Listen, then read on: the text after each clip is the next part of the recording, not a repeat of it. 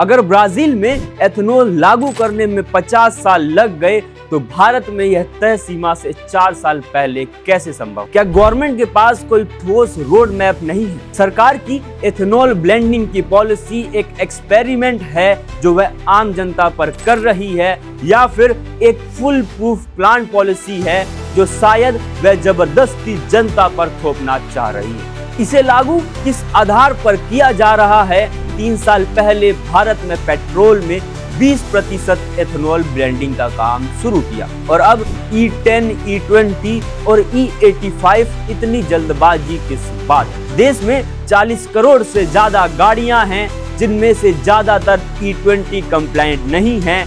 Blending के पक्ष में सरकार की 3 दलीलें।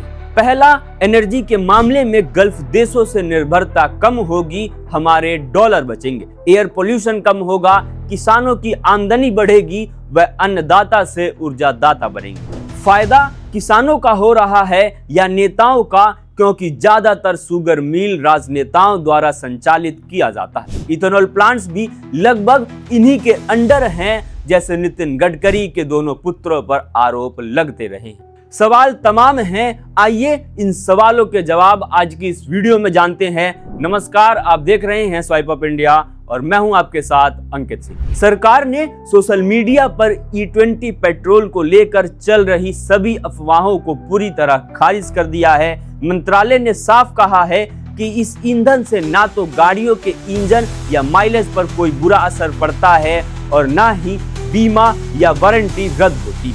सरकार ने पानी की बर्बादी और चींटियां लगने जैसे दावों को भी वैज्ञानिक रूप से गलत बताया। 1 लीटर एथेनॉल बनाने में 10,000 लीटर पानी लगने का दावा सही नहीं है। सरकार के मुताबिक इथेनॉल प्लांट्स में प्रति लीटर उत्पादन के लिए करीब 3 से 5 लीटर प्रोसेस्ड पानी इस्तेमाल होता है। कई plants zero liquid discharge system से पानी को दोबारा इस्तेमाल करते हैं। वहीं पेट्रोलियम मंत्री का कहना है कि E20 कोई नया प्रयोग नहीं है। America, Brazil, Canada, Japan, Thailand और कई यूरोपीय देशों में इथेनॉल मिश्रित ईंधन का इस्तेमाल वर्षों से हो रहा है। महोदय, ये बात सत्य है कि अन्य देशों में ऐसी व्यवस्था है, लेकिन इसके इतर लोगों के पास ऑप्शन है कि वह इथेनॉल वाला तेल इस्तेमाल करना चाहते हैं या नॉर्मल पेट्रोल। वह गाड़ी सक्षम है E20 पेट्रोल के लिए।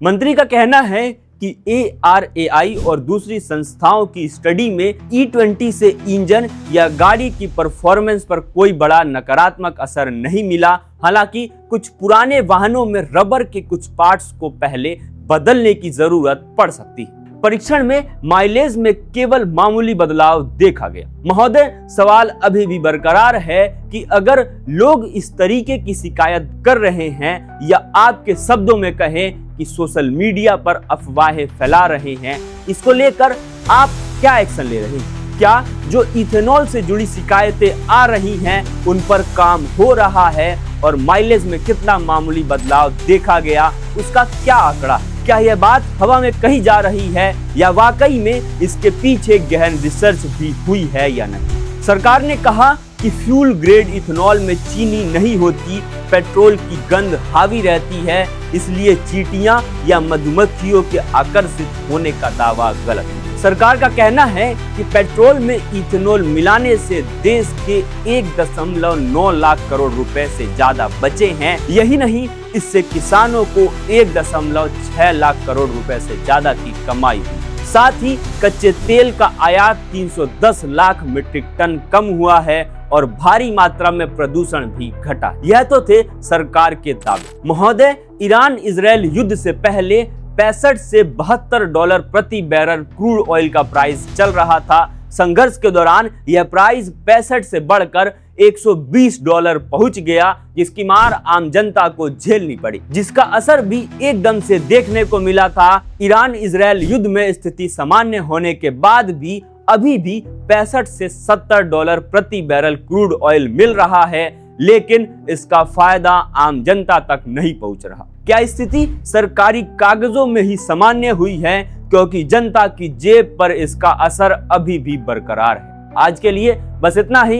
इससे जुड़ी और अपडेट पाने के लिए जुड़े रहिए स्वाइप अप इंडिया के साथ। मैं हूं अंकित सिंह, धन्यवाद।